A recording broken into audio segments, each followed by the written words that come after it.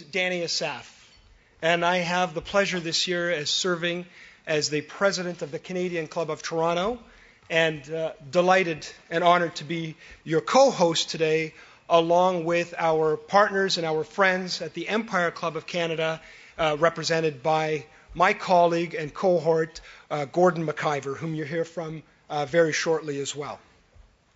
So it is an impressive crowd that I look out across today, and it was mentioned to me earlier, with the now being 2016, there's a lot of flexibility in how people can dress to work, often casual, and not many people can get this many people on a Friday to come out in formal business wear, and for the guys especially in wearing their ties. So that's an extraordinary accomplishment, Minister, to show the respect that everybody has for you. And we were going to hold this. We thought maybe we were going to hold this at the only other place that would accommodate was the Sky Dome, but apparently there's some kind of home opener and a baseball team or something. It was a little hard to displace, so we're lucky to be here all today.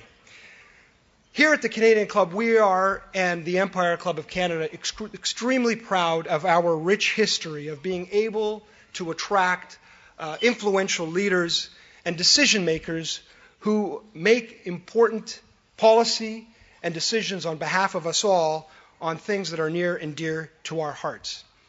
Both of our clubs have provided Canadians for decades closely guarded, nonpartisan platforms where we can freely and openly exchange ideas on these things that do impact our lives. Through our programs, many, like today, joint programs, including often youth and young leaders programs, diversity partnerships, and media and social media initiatives, we're able to bring these things to our audiences and our members. We are always committed to bringing a diverse set of speakers on a range of topics who will address things in thoughtful, even sometimes provocative ways, but always provide us with important insights. And today's topic is obviously no exception to listen about this very important budget.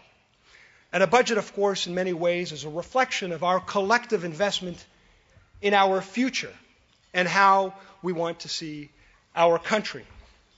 And periodically, whether you're a person, whether you're a company, or whether you're a country, you want to think about, and it's important, to renew an investment in yourself.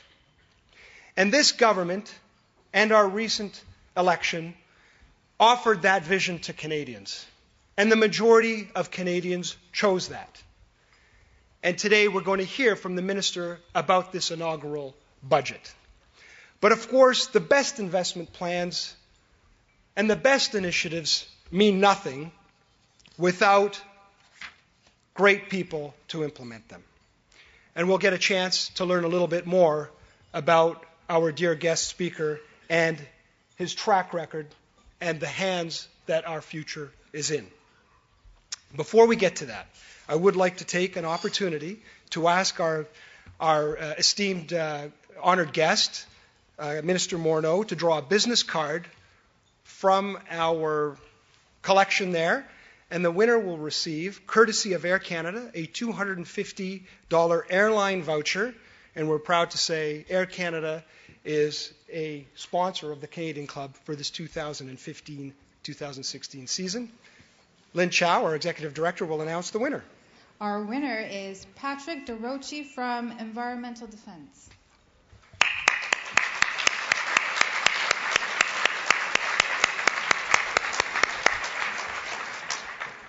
Now, it's my pleasure and my honor now to take an opportunity to introduce our head table guests, and I would ask our guests to please stand as I recognize you and remain standing until everyone has been introduced. And ladies and gentlemen, similarly, I would ask you to please refrain from applause until, again, I've had the pleasure and the honor of introducing all of our guests.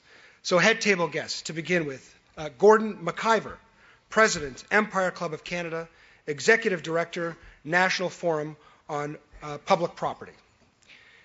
Richard Talbot, Chief Operating Officer, RBC Capital Markets. Jennifer Sloan, Immediate Past President, the Canadian Club my immediate predecessor, the Canadian Club of Toronto, and now Vice President, Public Policy Canada, MasterCard. Andrea Wood, immediate past president of the Empire Club of Canada, Senior Vice President, Legal Services, TELUS. Sean Weir, National Managing Partner and CEO, Borden Ladner Gervais, LLP. Michael Latimer, President and CEO, OMERS. Gillian Riley, Executive Vice President, Canadian Commercial Banking, Scotiabank. The Honourable Charles Sousa, Ontario's Minister of Finance. Howard Cohen, Senior Vice President, TD Business Banking. Mark Wiseman, President and CEO, CPP Investment Board. Darrell White, CEO and Group Head, BMO Capital Markets. Mohamed Al-Zaybak, President and CEO, Canadian Development and Marketing Corporation, co-founder and board member, Lifeline Syria. John Campion, past president, Empire Club of Canada, partner, Fasken Martineau. Helen Reeves, vice president, marketing and communications, Morneau Chappelle. Nikki Holland, director, public affairs, Carpenters District Council of Ontario, and of course, the Honourable Bill Morneau, Federal Finance Minister. Ladies and gentlemen, I present you your head table guests.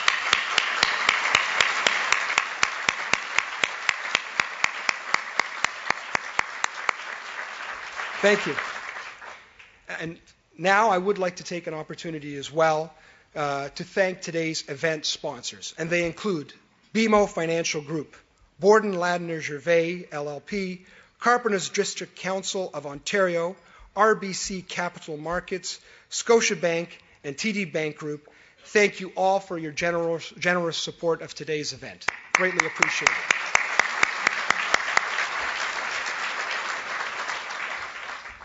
And before I formally introduce today's speaker, I want to let our live audience know you can join the conversation via Twitter.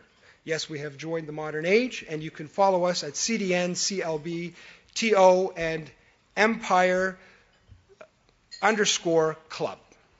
Now, it's my pleasure to head to the main event and introduce our main speaker. Now, of course, every generation probably feels it lives in decisive times. Our generation feels no less.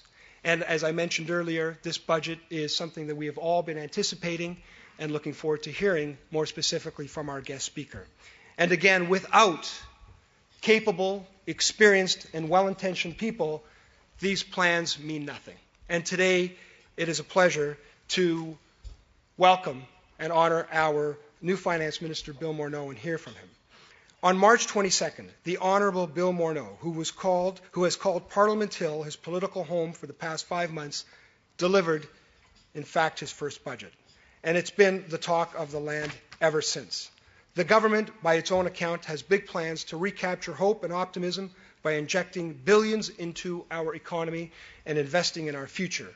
Over the next decade, there are plans that include things such as spending $120 billion on infrastructure. Prior to this role, he served in the business world as the executive chair of Canada's largest HR services organization, Morneau Chappelle. He was a pension investment advisor to the Ontario Minister of Finance for 2 years, beginning in 2012. And he was later appointed to the expert panel to recommend an Ontario pension plan supplement to the CPP, and he has demonstrated throughout his life and his career also a commitment to community and his intention to better our community. He is the past chair of St. Michael's Hospital, Covenant House, and as well the C.D. Howe Institute. He has also offered his expertise to educational institutions, including the Canadian Merit Scholarship Foundation, the Learning Partnership, and the Canadian INSEAD Foundation. He was also instrumental in founding a special school for Somali and Sudanese youth in an African refugee camp. Ladies and gentlemen, we are delighted. Again, we are honored that he has taken the time to join us today. And would you please join me in a warm welcome to our Federal Finance Minister, Mr. Bill Morneau.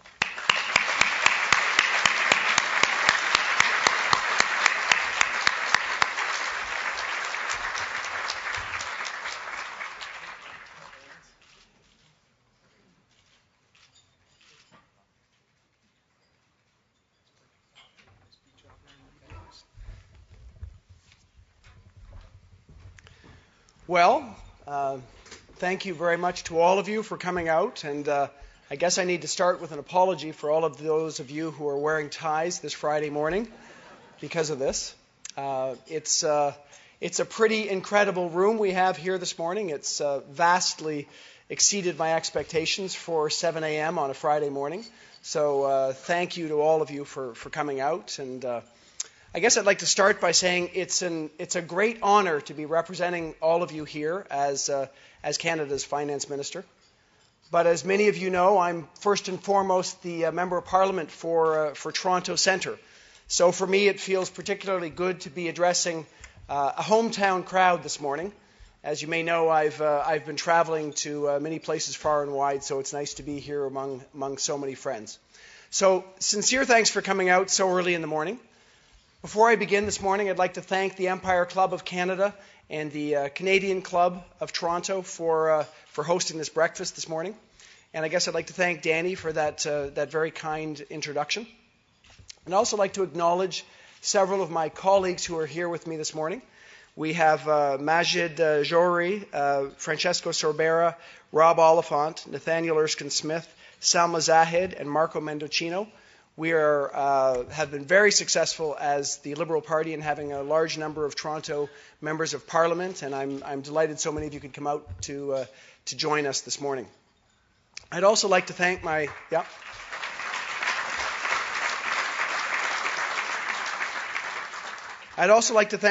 friend Charles Sousa, the Minister of Finance for Ontario, and all of our colleagues at Queen's Park for being here, as well as anybody from the City of Toronto. I know there's some people from the City of Toronto here who are here with us today.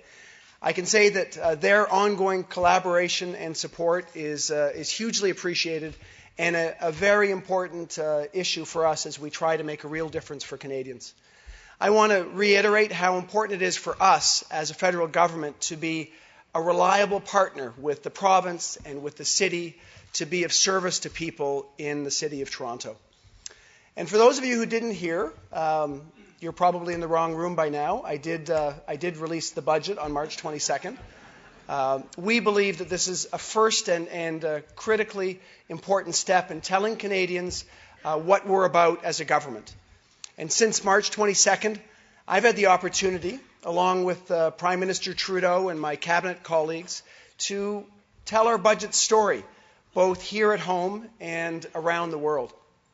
Earlier this week, I was traveling in Atlantic Canada. I was in Fredericton and Charlottetown and Cape Breton. Yes, Fredericton, Charlottetown, and Cape Breton. And yesterday I headed to southwestern Ontario to talk about our budget. Before that, I was in Ottawa and Montreal and in the South Shore of Montreal. I've also had the chance to take our message to international audiences. Last week, I was in New York and in Paris and in London. So I can tell you I've met with economists, I've met with representatives of the financial sector, and I've met with investors from around the world. And I can tell you, and I'm very happy to report, that the reviews on our budget are in, and they have been very, very strong.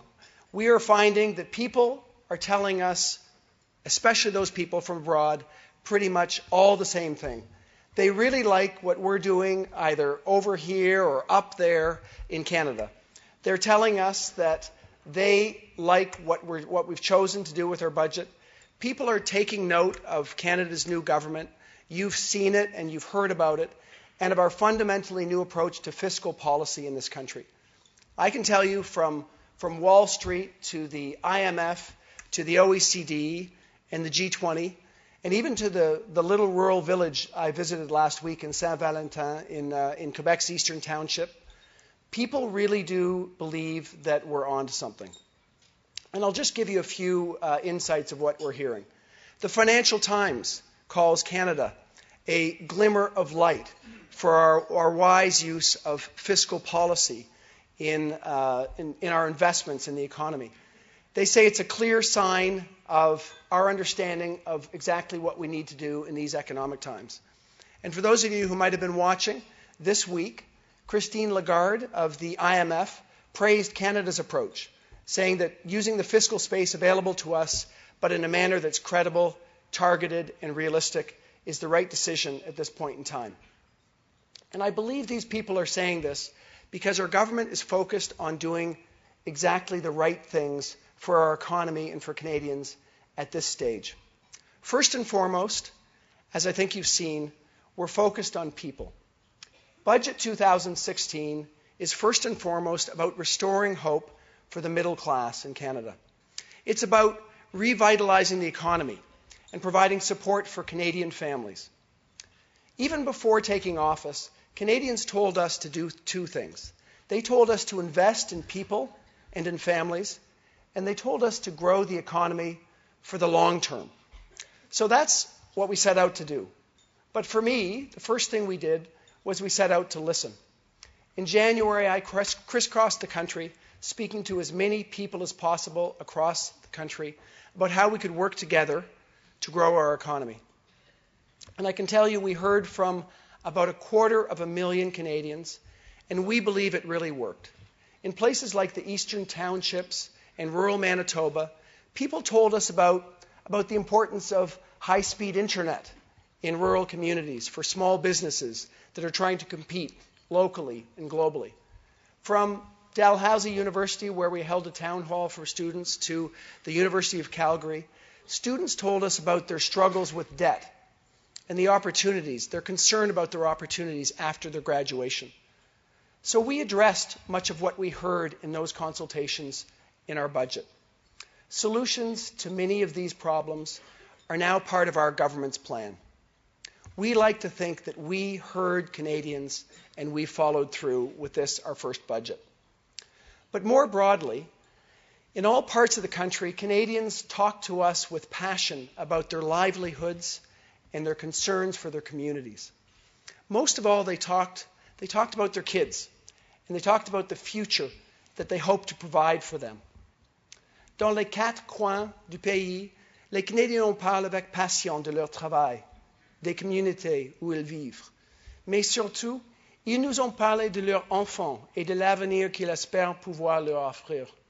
Ils nous ont dit qu'ils avaient de la difficulté à prendre des sous, que ça coûte cher d'élever les enfants et prendre soin de parents vieillissants. Ils veulent que leurs enfants puissent aspirer à un avenir meilleur. Nous savons que les gens travaillent fort. En retour, ils s'attendent à ce que le gouvernement travaille fort pour eux et ce que l'économie leur offre des possibilités. At the core of our plan is the notion that when you have an economy that works for the middle class, you have a country that works for everyone. So that's why in December, at our very first opportunity, we cut taxes for nearly 9 million Canadians.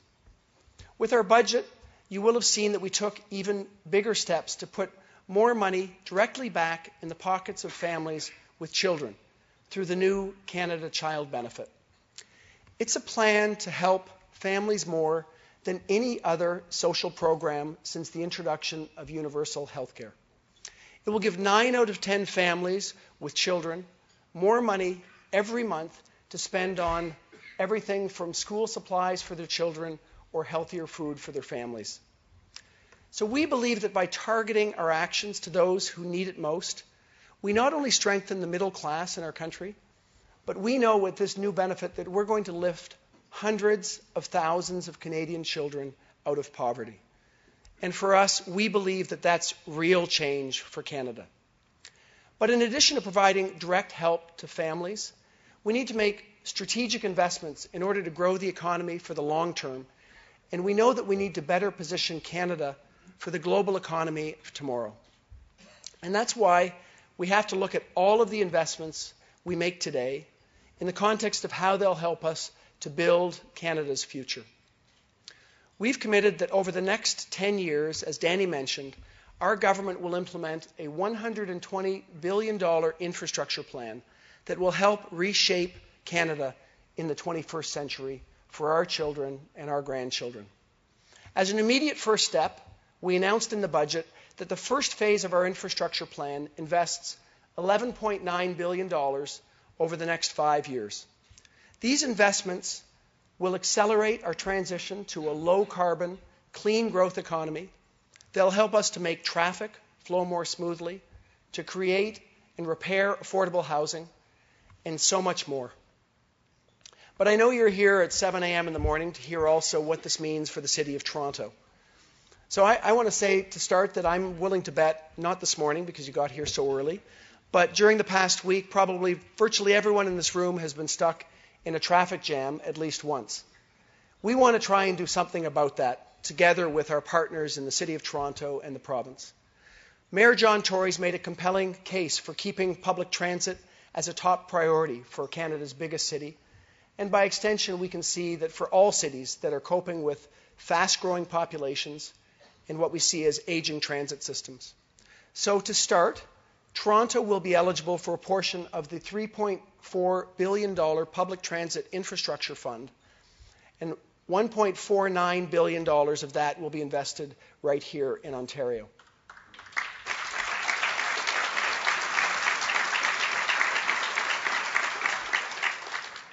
We've also committed to tying our funding levels to ridership. And this is significant, obviously, for a province that accounts for 44% of all public transit ridership in Canada, and where over 1.5 million people take some form of public transit every single day. We know that the money's going to help Toronto make needed upgrades, which could include purchase of new subway cars, low-floor buses, and streetcars. But we're also taking a first step on a new high-frequency rail service linking Windsor and Quebec City. Over the coming months, we're going to evaluate a Via Rail proposal that could one day build a dedicated track that will make it easier and faster to get to where you're going from Toronto, whether you're going east or west from our city. And Toronto will remain eligible for a share of the annual $3 billion for infrastructure projects that have been committed through the Gas Tax Fund and the incremental GST rebate for municipalities. So by now you know that people and infrastructure are at the heart of the plan that we've put forward to Canadians. But perhaps the greatest untold story of our budget 2016 is that it takes a huge leap in positioning Canada in the global economy of tomorrow, an area where Ontario is leading the way in many respects. In my budget speech in the House of Commons, I use the example of Waterloo as a model that Canada can and must build on. Yesterday, I was in Kitchener-Waterloo to meet with Communitech. Many of you will know Communitech. It's an industry-led innovation center that's dedicated to fostering and supporting tech communities in the Kitchener-Waterloo region. The ideas generated from there will inform future investments and programs that support startups, small and medium-sized enterprises, and in particular, women in technology. Even closer to home, we have another center doing similar work, the Ryerson Digital Media Zone, or the DMZ, which is another shining example of a successful incubator working to support entrepreneurs in our city. The leaders of these organizations can see what's coming in the future economy. And they know, as we know, that making Canada more innovative will truly require all hands on deck. Communitech and the Ryerson DMZ have tapped into a basic truth that we need to face in our country. We all need to be better partners with each other across sectors and disciplines so that together we can build a stronger economy for today and for tomorrow. And we believe that our budget 2016, we told Canadians that the federal government is ready to do its part in that partnership. In the next year, we're going to define a bold new innovation agenda that will position Canada as a center for global innovation. We want to be at the leading edge of the changes happening in the global economy, not just because it's good for tomorrow, but because it's good for today, for people living here and working here. To get things started, our budget 2016 really covers the waterfront in support of post-secondary education and institutions. We've targeted students as well as the places where they study. One of the important measures we put in our budget is it will increase Canada's student grant amounts by 50% for students from low and middle income families and for part-time students. And we committed to investing $2 billion over 3 years for a new post-secondary institutions strategic investment fund to modernize on-campus research, commercialization, and training facilities. We've also committed to investing an additional $95 million in discovery research through the granting councils, the highest amount of new annual funding for discovery research in more than a decade in this country.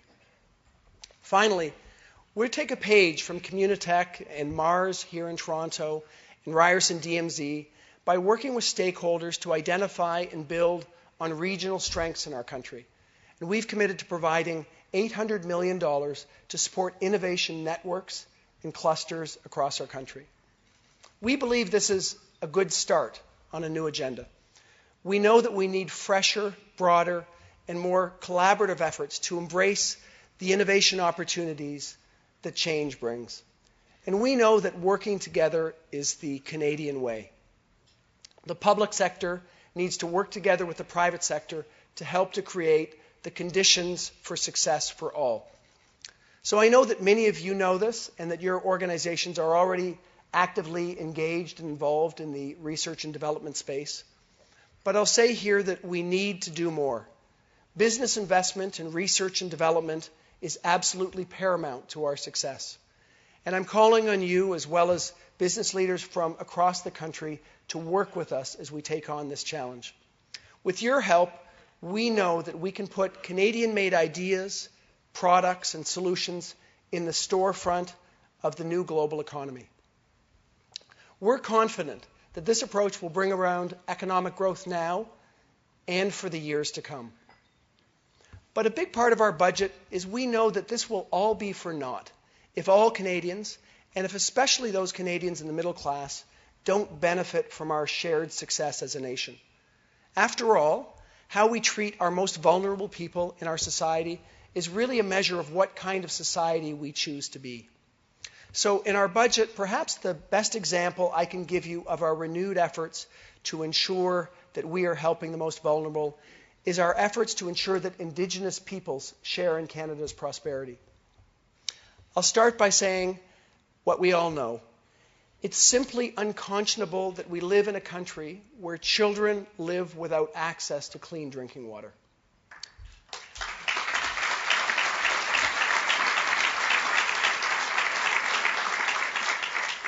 So in addition to very significant investments in education, both on and off reserve, we're going to take important steps to put an end, finally, to boil water advisories on reserves by investing nearly $2 billion in water and wastewater infrastructure.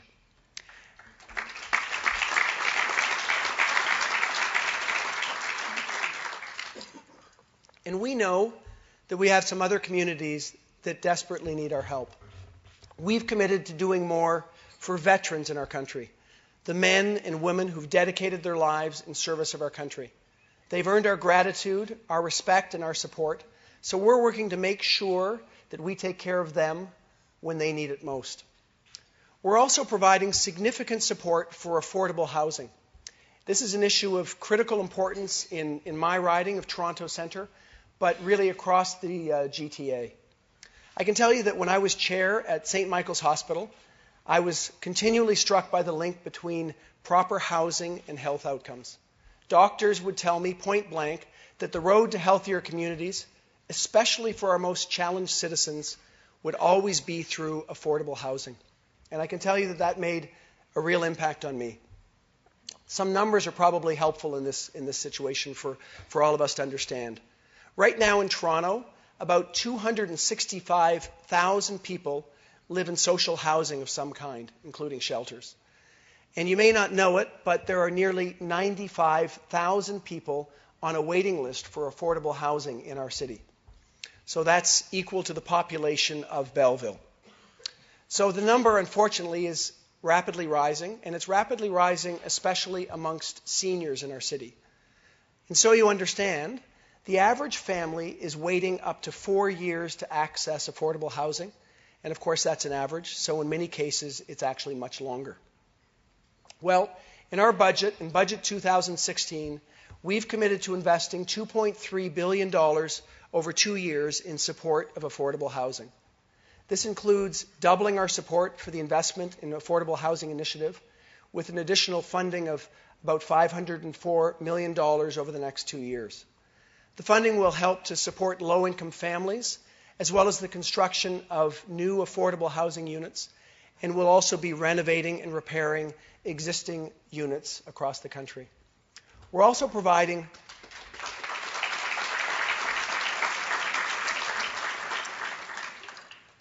$200 million in dedicated funding specifically targeting seniors in our country. And finally, and very importantly, through partners at the Canada Mortgage and Housing Corporation, we're going to establish an affordable rental housing innovation fund, providing over $200 million over 5 years to test new ways to encourage more construction of affordable rental housing in our country. This investment is expected to support the construction of up to 4,000 additional affordable rental units in our country. Beyond that, we're going to work together towards developing a long-term solution that aims to help make the social housing sector more self-reliant. And we look forward to consulting with Canadians on a new national housing strategy. I can tell you that I'm personally committed to this initiative, as I know my colleagues are from across the country. As people in Toronto know better than anyone, our commitment to the most vulnerable is critically important. But what I can say is that our commitment to the most vulnerable doesn't stop at our borders, and it truly hasn't over the last year. I'm proud of the fact that our community has emerged as a shining example of a welcoming nation to nations around the world. Over the past few months, we've all been touched by the outpouring of support that this community has shown to Syrian refugees. The efforts of people like my friend Mohammed Al-Zaibak here, who's co-founded Lifeline Syria, and countless others represent the very best of our country. And I want to thank so many people in this room for all that you've done in this area.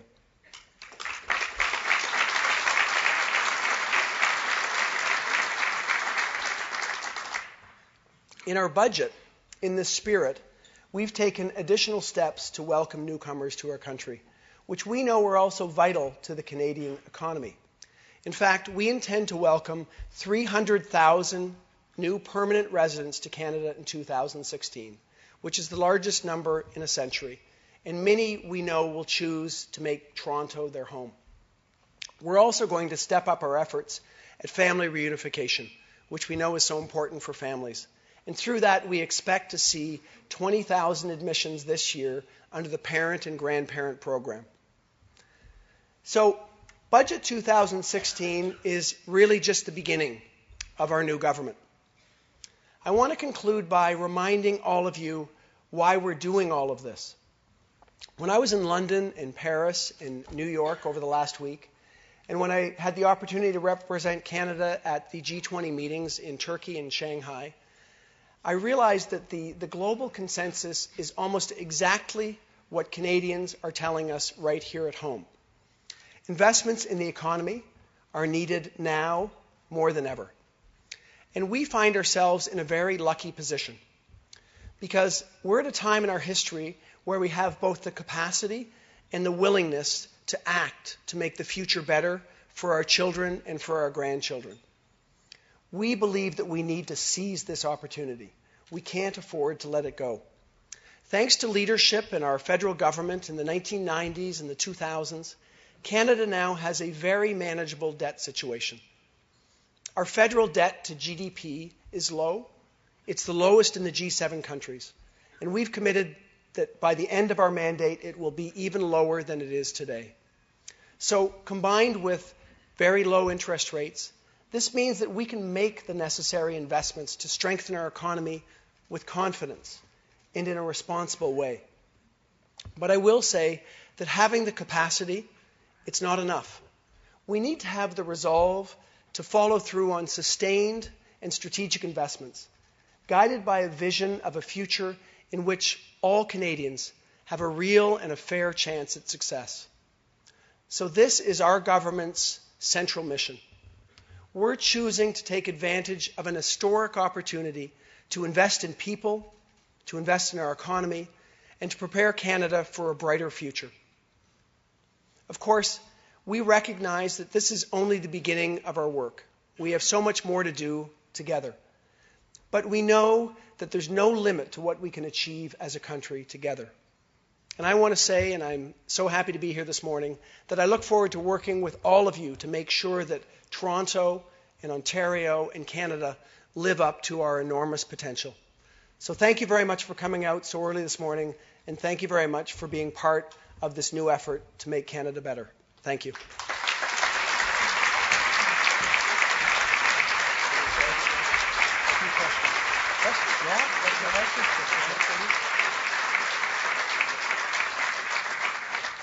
Well, thank you, Minister, and thank you for taking, again, the time to elaborate on some of the important initiatives: transportation, education, innovation, housing.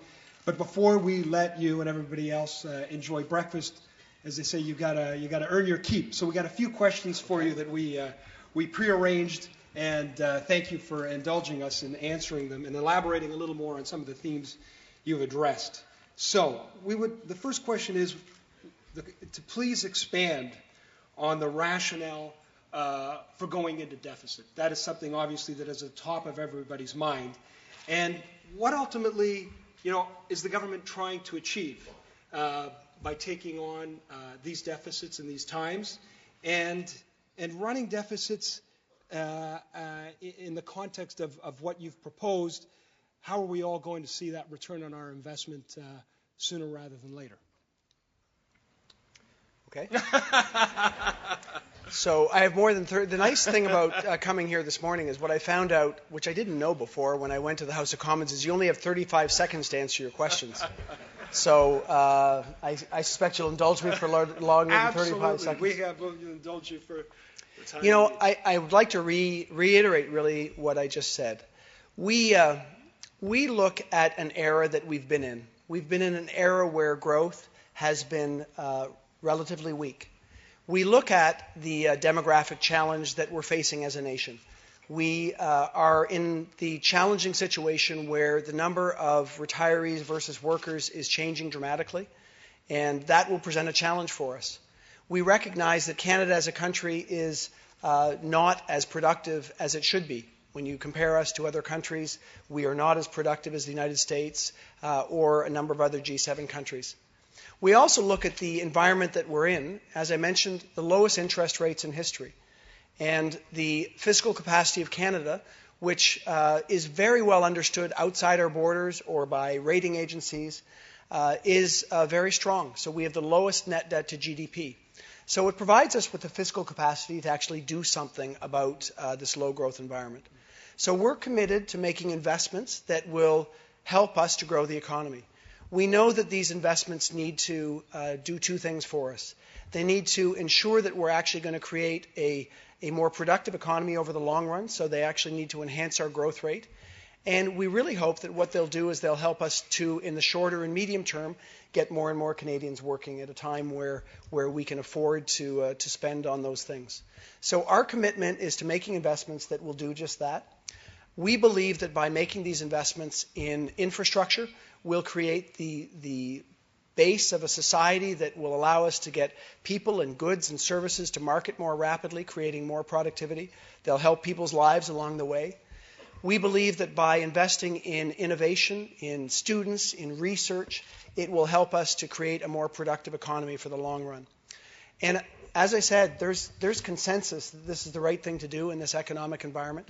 What we will commit to do is remaining fiscally prudent along the way. So we're going to be carefully focused on ensuring that that net debt to GDP, which is a very important measure, declines over the term of our mandate.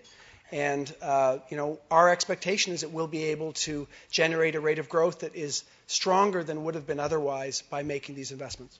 So you touched on, again, some critical factors there, which is productivity and growing the economy. And a key to that, obviously in the experience of these people in this room and for many of us, is the investment in cities. So you talked a little about the investment in Toronto public transit, but can you tell us a little bit more of how the role of cities, productivity, and that investment, some more specifics on what you're thinking on that front? Well, I can tell you two things. First of all, our efforts to work together with cities and provinces will be exactly that, to work together. So we're going to be collaborative in our efforts across the country. We recognize that the federal government shouldn't be in the business of choosing the projects to work on. It needs to work together with partners that actually are on the ground and close. But the goal is to ensure that the places where Canadians choose to live are increasingly more and more productive. We recognize in a city like Toronto that the investments in public transit, as an example, have not kept up with the pace of population. So we're stepping forward to say that investment is required and it needs to be collaborative. And then we're going to work together to make sure that we have not just a federal investment, but it's a federal investment combined with provincial investments, combined with city, municipality investments, and hopefully combined with investments of institutional investors, so we can find a way to amplify our investments over the course of time. So that's our goal. And that is the base from which we want to create a more productive society. So as a foundation, people need to be able to get to work on time.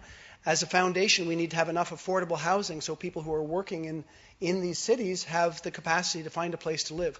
From there, we do need to think about what is the way that we build more productive environments. So we identified Waterloo for a reason.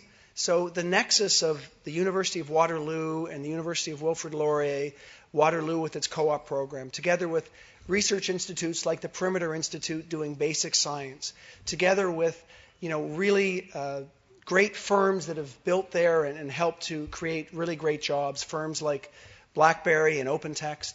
These firms have really made a real difference there. So we want to, on purpose, go out and try and find a way to encourage that to happen across the country in a way that may have happened organically in Waterloo, but we want to make sure that we have the opportunity to do this in other parts of the country using federal activity to stimulate that opportunity around the country. And we think that's going to help Canadians to have the kind of exciting and innovative jobs in the future that we know will be important if we want to be a country that is at the leading edge of technological change. Now, we've got some great institutions here that maybe could partner with you. So if we can help facilitate any of that this morning, let us know. And again, just to elaborate a little more on this, as you kind of taken us through your remarks from broad to more specific, and you talk about housing.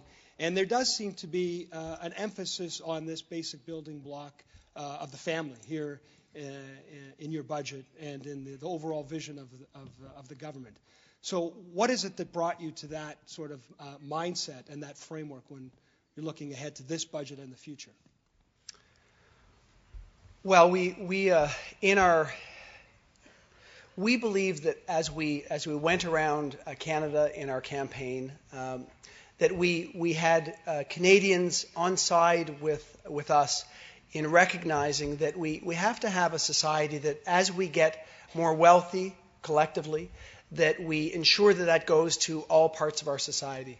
So if we look at what's happened over the last generation, we have had a situation where as society's gotten wealthier, it hasn't gone to all cohorts of society. So we've focused on middle-class Canadians that have not seen the same income growth over the last generation as other parts of society, and said, how can we help out? So changing tax rates for the middle class was focused on that. Rethinking our Canada Child Benefit so that, to put it bluntly, someone like myself, I was getting a universal child benefit for my children that were under 18.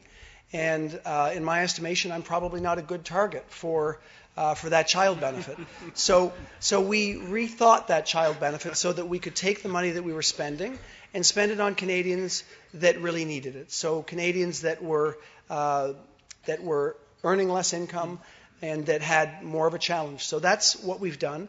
And looking at things like housing in our country is just a recognition that the housing stock for affordable housing in our cities have not kept up. Mm-hmm.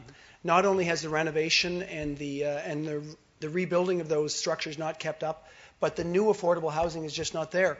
The statistics that I just mentioned in my speech, the 95,000 people on a waiting list in Toronto, I don't know if there's anyone in this room that thinks that's good enough, but I don't think that's good enough. We have people they're really across our city who are struggling to find places to live. So we think that finding ways to encourage people to build more affordable housing, finding ways to ensure that the affordable housing we have is acceptable for people to live in, is an important building block, because people are not going to be effective, productive members of our economy if they don't have a place to live and if they can't get to work. So these are the starting points. And from there, we're going to work on helping the students of today become the innovators of tomorrow by thinking about how we can ensure they stay in school and how we ensure that we are innovative in building research organizations that can really take on the global challenges that we need to take on to be the country that we want to be in the future. Wonderful. Thank you very much, Minister Morneau. Thank you. We'll let you off the hook. God willing, the best days of this country are ahead of it.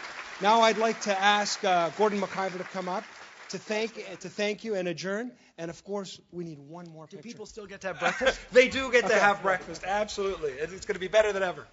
So let's take one last photograph together here. Okay. That's it. Just wonderful. That's great. Great. Okay, Thank you very much. That's great. Thank you. Let me take this. Merci, Danny. Et un grand merci surtout à Monsieur le ministre pour ce très beau discours ce matin. Je pense que le premier budget d'un nouveau gouvernement est particulièrement important parce que ça établit non seulement le rythme de travail et le programme de travail, mais aussi le ton que ce nouveau gouvernement va adopter avec les Canadiens. Alors, Monsieur le ministre, on va tous suivre votre progrès avec énormément d'intérêt. Minister, it's a rare occasion, like Danny mentioned, to have this many hundreds of people gathered so enthusiastically this early in the morning to hear any speaker.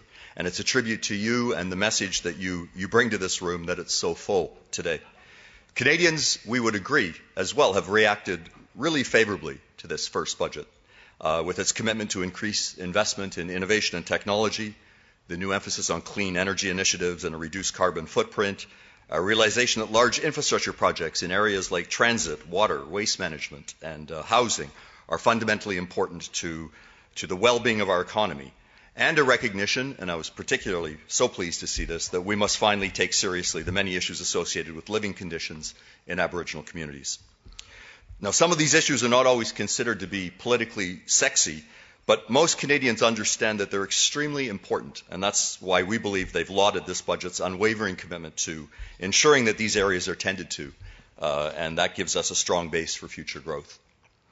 Minister, I think you probably are quite aware that these are two really old clubs. I think they might, in fact, be among the oldest clubs in the country. They've both existed for well over a century, and throughout the years have served an important role in Canada's national dialogue.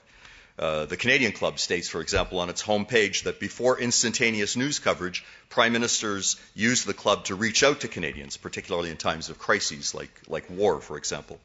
Our records at the Empire Club show exactly the same thing, and we even actually recently discovered that in times of old, all new members of Parliament were given copies of all the speeches from our club to help orientate them in the new job and help them deal with the myriad of issues that they'd be called on to deal with in their day-to-day activities. Over the past decades, our two clubs have come together on numerous occasions, but especially to co-present finance ministers. That's been a real tradition, and I think that's a clear recognition of the fundamental importance that both of our clubs attach to this particular document. It's in many ways a blueprint for many of the new initiatives and renewed commitments that the country will make over the coming years. So today's presentation, we believe, is a testament to the continuing importance of these presentations and the fact that the government still sees a role for us in helping to reach all Canadians across the country.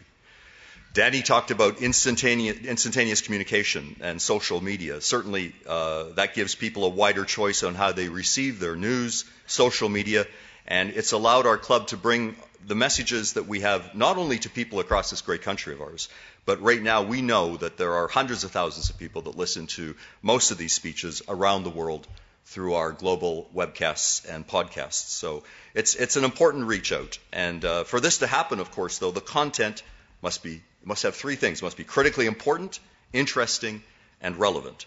And your presentation today scores extremely high in all three of those categories. So it's therefore my great pleasure and honor to sincerely thank you for your visit here this morning on behalf of our two clubs, and we wish you much continued success as you take this message to our fellow citizens across the country. Thank you, Mr. Minister.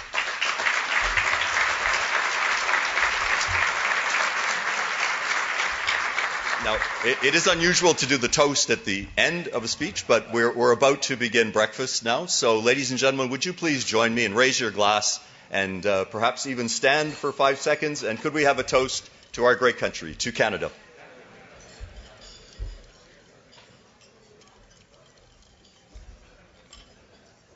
Please be seated. And I'd like now to also do a draw for the Empire Club. Do we have the... There we go. And Mr. Minister, could you draw the winner, please? And the winner today will receive a membership, a one-year membership to the Empire Club, which is our tradition.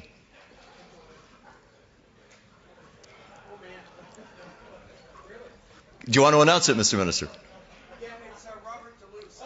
Robert Deluce. Congratulations. Congratulations. That name, I think, rings a bell with all of us. Ladies and gentlemen, this ends the formal part of our proceedings this morning. So on behalf of my colleagues at the Empire Club of Canada and the directors at the Canadian Club of Toronto, we want to thank you for coming out so early this morning on a cold spring morning. Please enjoy your breakfast and have a wonderful day. Thank you very much.